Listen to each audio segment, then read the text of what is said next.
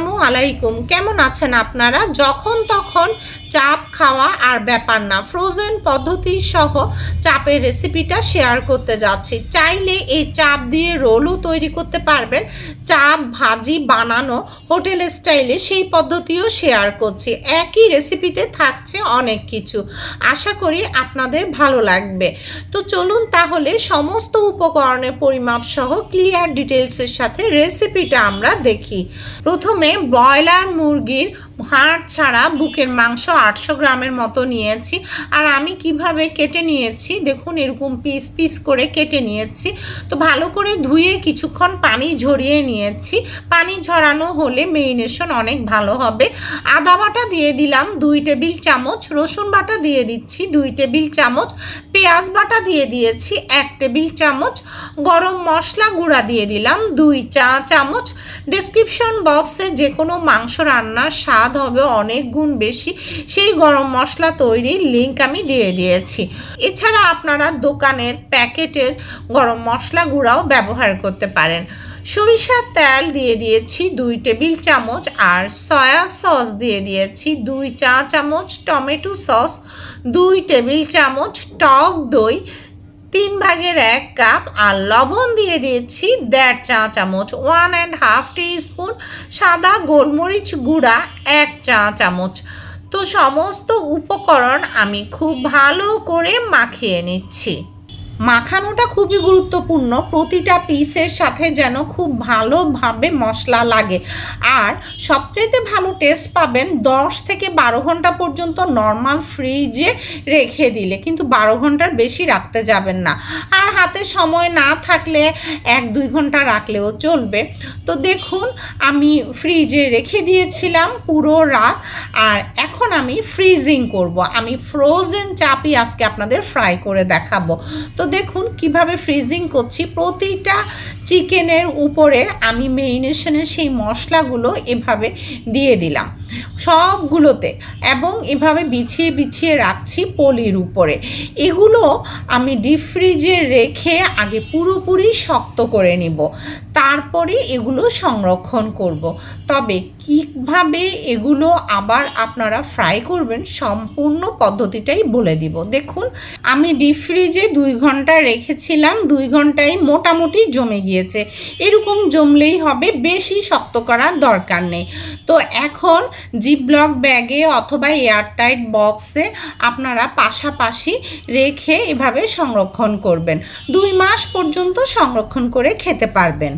তবে যখনই আপনারা ফ্রাই করতে যাবেন এই ফ্রোজেন চাপ, তখনই ফ্রিজ থেকে বের করে আগে একটা প্লেটে এরকম বরফ থাকা অবস্থায় ছড়িয়ে নিয়ে নেবেন। এরপর ডিফ্রস্ট করে তারপর ফ্রাই করতে হবে।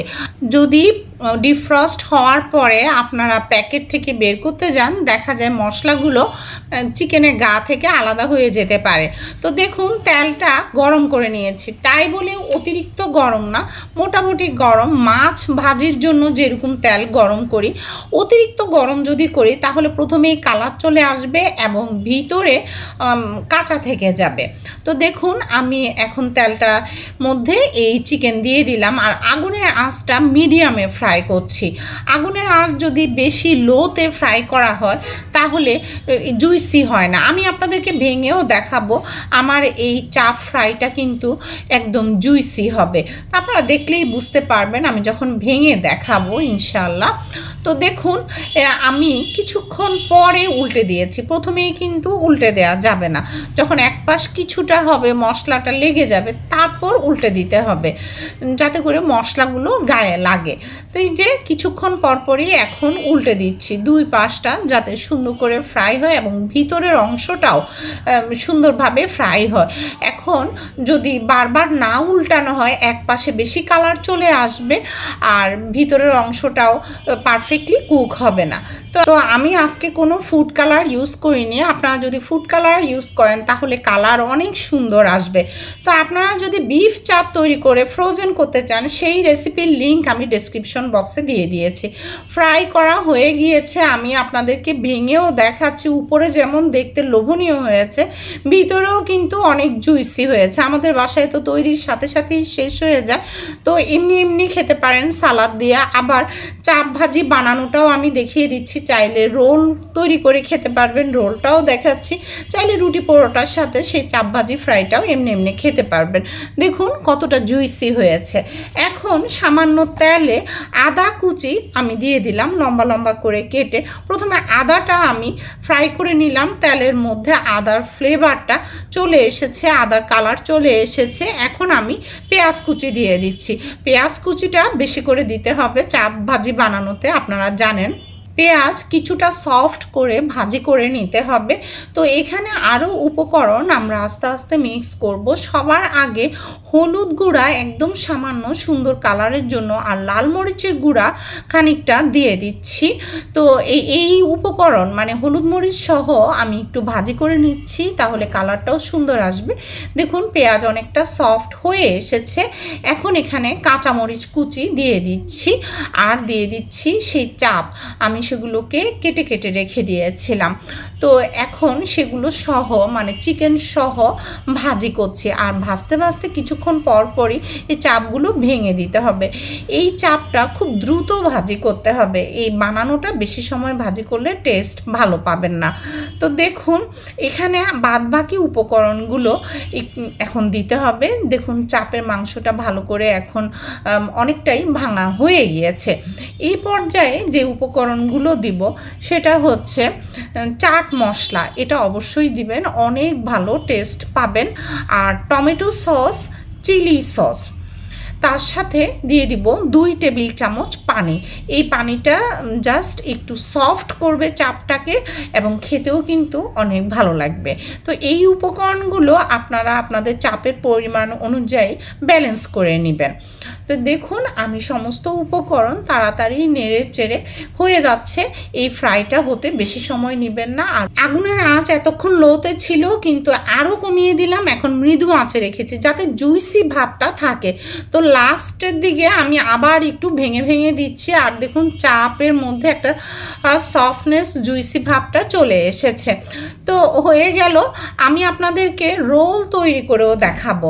তো সেই ফাঁকে বলি, সবাই ইউটিউবে চ্যানেলটাকে সাবস্ক্রাইব করে পাশে থাকবেন, পাশের বেল আইকনটা প্রেস করবেন, যাতে করে নো ফেল ক্লিয়ার ডিটেলস করা রেসিপির ভিডিও নোটিফিকেশান আপনাদের কাছে পৌঁছে যায়। আর যারা ফেসবুকে ওয়াচ করছেন তারা ফলো দিবেন, ফলো দিলেই পৌঁছে যাবে ভিডিওর নোটিফিকেশন আপনাদের কাছে। তো কথা বলতে বলতে লাস্টের দিকে আমি চাপগুলো একটু ভালো করে ভেঙে দিয়েছি। দেখুন চাপ বানানো কিন্তু হয়ে গিয়েছে। এখন কিভাবে রোল তৈরি করছি সেটা দেখাচ্ছি। আপনারা চাইলে পরোটা দিয়েও তৈরি করতে পারেন, আমি 2টা রুটি দিয়ে তৈরি করে দেখাচ্ছি। তো চাইলে রুটিগুলো হালকা তেলে ভাজিও করে নিতে পারেন। তো দেখুন প্রথমে এভাবে করে আমি চাপটা দিয়ে দিচ্ছি, এরপর উপর দিয়ে শসা কুচি দিয়ে দিচ্ছি। আপনারা চাইলে আপনাদের পছন্দ মতো বাঁধাকপি কুচিও দিতে পারেন, ক্যাপসিকাম কুচি দিতে পারেন, আর উপরে শুধু আমি টমেটো সস দিয়ে দিচ্ছি। অনেক বেশি উপকরণ দিলেই যে টেস্টি হবে তা কিন্তু না। দেখুন এই চাপ ফ্রাইটা খেতে আপনাদের অনেক বেশি ভালো লাগবে, আমি 100% গ্যারান্টির সাথে বলতে পারি। ডেসক্রিপশন বক্সে সমস্ত উপকরণ কতটুকু কি ব্যবহার করেছি সবই দিয়ে দিয়েছি। আশা করি আপনারা অনেক বেশি উপভোগ করবেন, এবং ফিডব্যাকটা কিন্তু অবশ্যই আমাকে জানাবেন। ভালো থাকবেন সবাই, আল্লাহ হাফেজ।